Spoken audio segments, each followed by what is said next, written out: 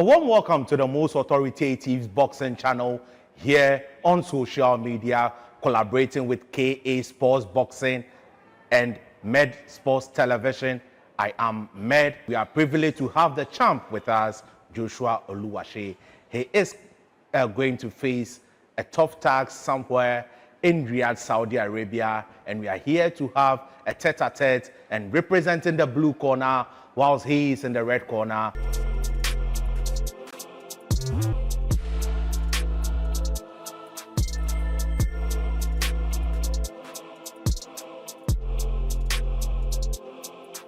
Welcome, Oluwasean, to the most authoritative sporting channel. Thank you. Okay, Oluwasean, how did we get here? How did it all start with you in terms of boxing? First of all, I give thanks to God. Boxing is not an easy sport. While growing up, I'm a very stubborn kid. So I just decided I need to learn boxing because I don't like cheating. I don't want to be bullied by my friends and all that. So that's why I get involved in boxing. At what age was that? I think that was I was 5 years. Trying to do the things small. Not that I just try to do it for self-defense. Yeah. So when did you decide that this is the right way to go for you as a person? I think when I was 13 years, I said let me take this as a profession. Serious and an amateur. I was doing it way back in Nigerian, and I thank God, I've been doing well, and I decided to move down to Ghana, to take it as a full professional boxer. Because here in Africa, we don't often have most boxers leave their country and migrate to another to pursue their career. What informed your decision? For me, when you look at it in Africa, Ghana has produced a lot of world champions, and Ghana has a lot of talent in boxing. So and I felt Ghana and Nigeria, they are brothers. So I feel me moving down to Ghana, to turn a professional boxer, it will be a good start for me. And I thank God, here I am today. It really helps. Being here, we have seen you fight a lots of time in Ghana.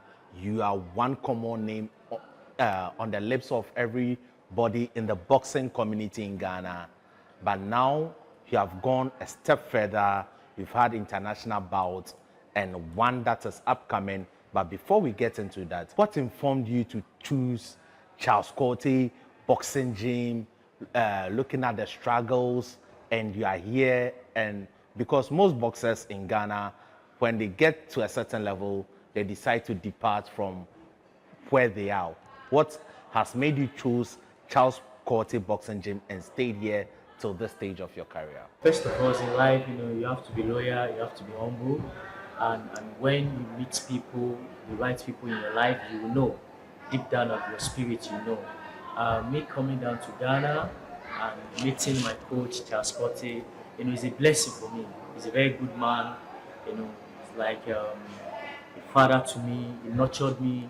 Not just ordinary coach. Sometimes when I'm down, he will encourage me about life. You have to tell me that don't worry, things will be okay. You being in a country where you don't have anybody, just you alone. My mom is not from Ghana. My dad is not from Ghana. I just took my bag and said, I'm coming down to Ghana to pursue my career. Understand? So my coach is a very good man. He has been there for me through the struggle, ups and downs, and all that. We started the gym way back 10 years ago, and here we are today. We are progressing, and I'm proud of him. Okay. So what are some of the training regimens you've been going through as a professional boxer? Boxing is not an easy sport. You have to be tough. Understand? It's not an easy. You have to train hard. In the morning, I go to road jog 4 hours, and when I come back, when I come to the gym in the afternoon, my coach will tell me to skip. I will skip a lot of training. You train hard. Just train hard because when you train, I always tell people that when you train hard and pray hard, it will be easy. It will be more easy for you. Just focus, discipline. as the saying goes, boxing is both physical and mental. What I've seen you, I have had several interviews with you, about 2 or 3. What are the things that make you build up your mental fortitude? Number one is God. My relationship with God is more is everything. Because I don't have friends, I don't go to club, I don't drink. So after training, I go home. I pray hard.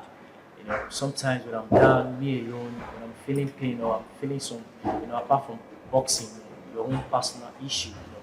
I just have to pray to God. So believing in God and believing in yourself and your dream, it makes me feel like I'm seeing the future. I know that I'll be great in boxing. So that keeps me up till now. So I think my everything is God. Without God, I won't be here today. Okay. Do you have any special preparation you go through before a fight, like a ritual? We know some people, let's say Luis Nani, who is a footballer, he often turns his holes upside down. Some people cut. Michael Jordan will still wear his high school gym shorts before he wears the Chicago Bulls. Do you have something special that Oluwasean does before a fight? Yeah, my special thing is prayer. I pray. I won't lie to you. I pray. I've faced a lot of fighters where like, physical they are strong, spiritual they are strong. But when you pray to God, when you have that mentality, when you believe that like, with God all things are possible. When you pray hard and work hard, trust me, it will be easy. And apart from that, when my opponent is sleeping, I'm working out. Midnight, I don't sleep. I don't sleep. I'd rather be on the road, jogging, while people are sleeping. So whilst jogging, I was praying also. So and there's God everywhere. There's God in the air, there's God in the land, there's God in the water. So anything you do, when you pray hard and your mind is clean, trust me, the sky is the starting point. Okay. Who is your inspiration when it comes to boxing? My inspiration when it comes to boxing, the legend Azuma Nelson. Because coming down to Ghana, meeting him and giving me the platform, me and my coach, to showcase my talent, to become a national champion, he has motivated me a lot. And one thing I've learned from him is he always told me that like I should work hard and pray hard, and that thing has helped me a lot. So I look up to him because he held the WBC for almost like 10 years, and that's not easy. That's hard work, and that's when you get close to God. So I think Azuma Nelson is my number one inspiration. Does he also double as your favorite fighter, or you have someone No, else? it's him because being in boxing, like getting to know boxing more, is him. It's him that I see getting opportunities to meet legend like him, like that. To encourage me and all. I don't think of all those airline or all those people, European or American. I look up to Azuma Nelson. That if Azuma can do it, I can also do it. I just have to be humble and to be loyal and to work hard and pray to God. Okay. Talking of Azuma Nelson, I know you are preparing for a fight, but have you gone to see him for some words of encouragement before this fight, or when would you go and see the professor? To be honest with you, I even spoke to my coach today, to say that, I haven't told Champ that I'll be fighting. I haven't told him yet I'll be fighting because of the preparation. The fight is big. I just have to. But I know he's not here. I haven't told him, but he always wants me to prepare.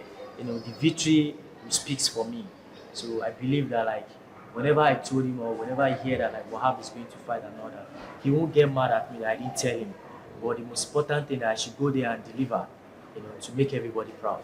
Okay. You've had quite a successful career so far, winning the WBO title, winning national titles. You've won 23 fights and you've lost 1. What is the difference between winning and losing as a professional boxer? See, if you're a boxer, if you haven't tasted defeat, you won't understand the game to some level. Because you always feel like every opponent they put in front of you, you feel like you can walk through them. Or if you haven't received a punch that you feel like, wow, is this punch, or they hit you with some hammer, you feel like maybe you are the Iron Man. So me tasting the defeat, not like maybe it's really that defeat, but the judges. So I can't argue that, majority decision. But like it makes me stronger. It makes me come back and say I have to train more harder. I don't have to leave everything to the hands of the judges. So I just have to whenever you are going to a neutral ground like that, you have to put everything in your mind that like this is not your home zone. You have to deliver. You have to put everything so that like everybody will see that this is a clear win, not like you leave it to the hand of the judges. 24 fights in. Which one is your most memorable fight? My most memorable fight is the one I fought in 2017 with Usyk. Okay. He was a great fighter. Not just a great fighter, he was a very strong guy. That's when I realized that like then I have to focus if I want to do boxing. But boxing is not. Somebody will see me, they will say, "Oh, Wahab, you look nice to be a boxer. Why do you choose boxing and all that?" But I may look nice, but the other side of me is very, very. So Okay. so Sebonsu is Sebonsu. You have fought both in Nigeria and you fought in Ghana. How do you compare both places and how the boxing is doing at both places? Okay, for me, Ghana and Nigeria is my home.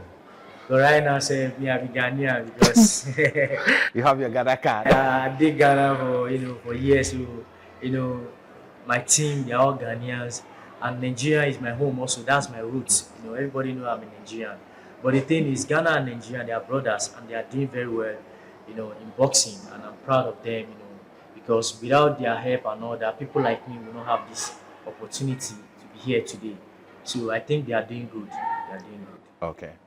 Now, did you hesitate in taking this fight as in contracts negotiation, or it was just let's go? You understand the sport, So You just want a little. you know that like getting this opportunity, is not something that like, but it is God. Like I said earlier on, when you work hard and pray hard, everything is possible. So this fight, I believe God has seen our hard work. God has seen everything we've been through, me and my coach, my team, and I believe this is a blessing for us. So I will take the blessing with both hands. Okay. And by His grace, God will give us the victory. Okay.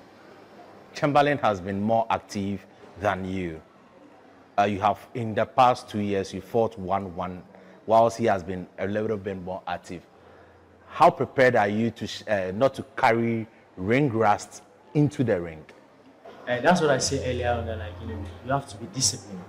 You don't have to wait for a fight before you train. My coaches have trained me a lot that I don't have to wait for a fight before I train. I always be in the gym. I like training. I like to train every day.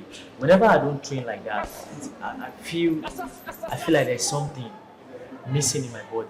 So the training aspect, it has motivated me to the extent of like when I say there is a fight tomorrow, I'm not scared. The last fight I fought in Nigeria, I had the fight 2 weeks, but nobody knows. People feel like maybe they have been preparing me for 2 weeks. My coach can testify, and when they will deliver, and the guy has been preparing. So the thing is, when you discipline yourself and when you always train hard, when they have a fight for you, it will be easy for you. When your coach just feed you 2 weeks, you are in shape. Champ, Yeah. you have been preparing for long for this opportunity. What are some of the secret ingredients? This one we want to know. Don't dodge from the question. We want to know some of the secret ingredients your coaches, Charles Cote, Ernesto Fori, how have they been preparing you? What have they been imbibing in you for you to go out there and be victorious? Trust me, they have been training me so hard. For me to be with them for almost like 10 years now, you should know that it's not easy. They've pushed me to the limit. My coach, Charles Cote, shout out to him. He has been a good mentor. To the assistant coach, Mr. Bernard. To coach Ernesto Fori. They've done a lot of great jobs. And we getting this opportunity, trust me, we're putting on everything, we've worked hard. As you can see, this is our second training for today, and we are still going for the third training also. They've really tried. Chaskote has done a lot, Nobody told me to be professional. He was the one who handed me and said, "Oh, Wahab, oh yeah, let's do this." So for that one alone, I give him that flower. Like he has done a lot. He has done a lot. And respect to other coaches, Coach Monasti, Coach Ernest Ofori, Coach Do, Coach Prince, and all of them. They've contributed to my life and to my career. And may God bless them all. Okay. So how do you intend to reward them with the sacrifice they have also made? Because like you are saying, it's your second training sections and they are here waiting to prepare you for that session. So how do you intend to reward them for their time and sacrifice? To reward them is to stay humble, to listen to them, and to deliver. The more I win, the more they have the power, the more they have the courage, they have the vision to be with me, to always stay by me in everything. So we believe that like they have done their part, they've trained me and everything. So it's left for God and me now to do my part. So the most important thing is for me to deliver for them, to give me the victory. Okay, now, as we conclude finally, right, what message do you have for your fans across the globe? What message do you have for them? The message I have for my fans, people, it's your boy Wahab, Oluwasean Joshua, aka Shenzi the World's Machine. I need you guys' support, I need you guys' prayer. This is a big one for me, this is a big one for my career. In Riyadh, 18th of May, please, I want you guys to support me in your prayers. Africa at large, Nigeria, Ghana, please, I want you guys to pray for me. You guys to remember me in your prayer. I stay humble, I stay loyal, and I believe by His grace, the sky is the starting point. Whatever you are in the world, you can do it. If I can do it, you can also do it. So please, I want you guys to support me. God bless you. It has been a successful interview with Joshua Wahab Oluwasean, and me being from the blue corner, I have been bruised by punches and the humbleness of Wahab. I'm highly elated to have spoken to a world-class fighter like him, and I pray and hope that he's able to get to the apex of the sports, and with hard work and determination, I believe he will be able to attain that. And as you watching us, we hope that you'd offer us a prayer of goodness for him and myself as I battle my injuries in my blue corner. Thank you, Wahab, for joining us, and I hope and pray that you would be successful on the 18th of May, and may Allah bless you. Amen. Thank you.